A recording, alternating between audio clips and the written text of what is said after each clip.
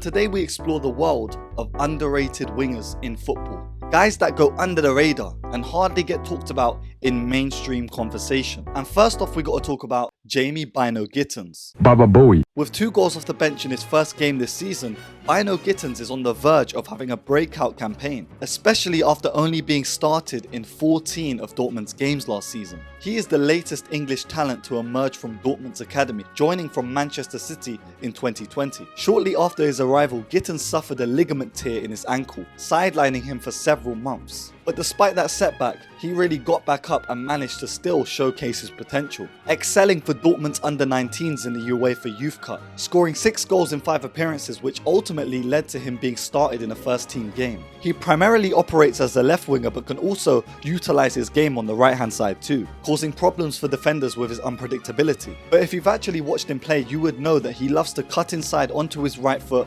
and take shots. He's also a high-volume dribbler, with close control and the ability to get past his man with ease. The now 20-year-old recently came off the bench for Dortmund and took over the entire game, scoring once with his trademark finish with a cut inside on the left flank, and then again to double his tally, leading the counter-attack for Dortmund before slipping the ball through the keeper's legs. All the signs are saying that this guy will carry on this form for the entirety of the season, and I am here to back it, mainly because he's one of these wingers that you love to watch, a high volume winger. Like last season, his shots per game were 3.61, higher than the likes of Garnacho, Savinho and Nico Williams, yet his goal tally only amounted to 2. So if he really worked hard in pre-season and refines that part of his game, then who knows? He could potentially shoot right up there with some of the most prolific young wingers in football. He also averaged 3.92 shot creating actions per 90 from only 15 starts. That is unreal when you talk about productivity with minimum game time. But this season he has started off like a man on a mission, and like Tom Cruise,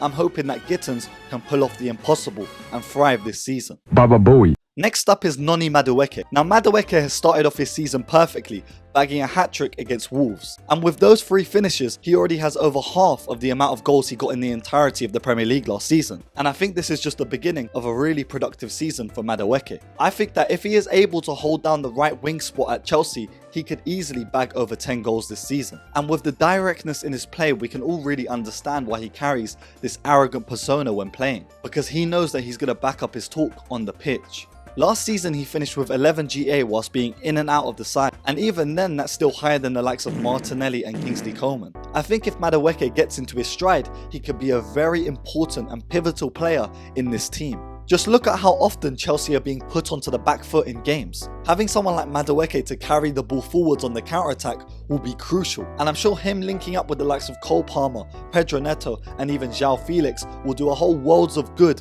for Madueke and Chelsea's success. People forget, but Madueke was 18 years old playing like this in 2020 for PSV. In the same squad as Donyell Malen and Cody Gakpo, this guy put up 7 goals and 4 assists whilst only starting 7 of them games. Of course he featured a lot off the bench, but still, them numbers were unreal.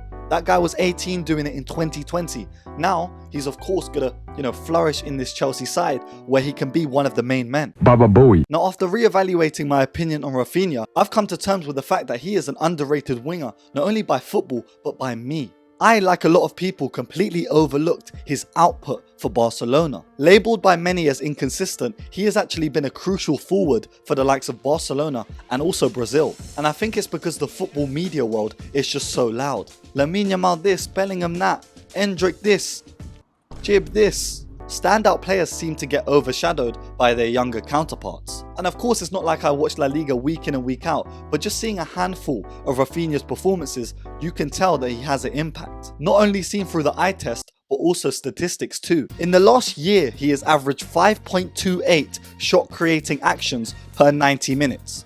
That's insane. For context, the average for a winger is 3.95, with the highest echelon being Florian Wirtz, who averaged over 6 last season. Raphinha also totaled 7 goals and 9 assists in just 18 starts last season, playing 29 games, starting 18 and having 16 GA. I think it's time that I take a seat and start to respect this guy. And there's no real excuse because we all saw Raphinha's performance in the Champions League last season. Quarter-final, first leg against PSG, this guy turned up. Before his first goal, he started off the game already threatening this PSG defence. But then Lamine Yamal flicks the ball with the outside of his boot into the box. And after evading Lewandowski and the goalkeeper, the ball ends up at the feet of who?